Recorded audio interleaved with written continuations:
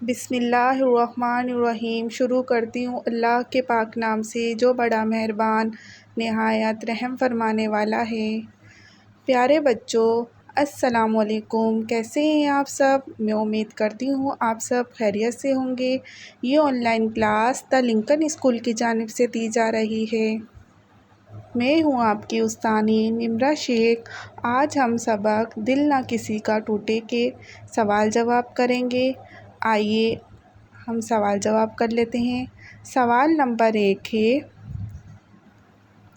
بدگمانی دور کرنے کے لیے کیا بات ضروری ہے؟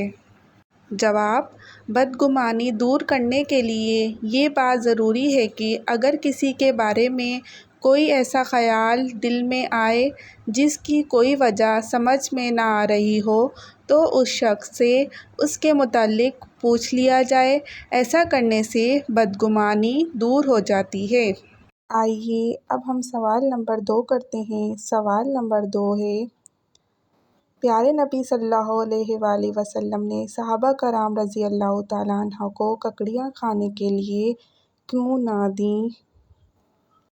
جواب: پیارے نبی صلی اللہ علیہ وآلہ وسلم نے فرمایا، بات اصل میں یہ تھی کہ اس دیہاتی کی ساری ککڑیاں کڑوی تھیں۔ تمہیں حصہ نہ دینے کی یہی وجہ تھی۔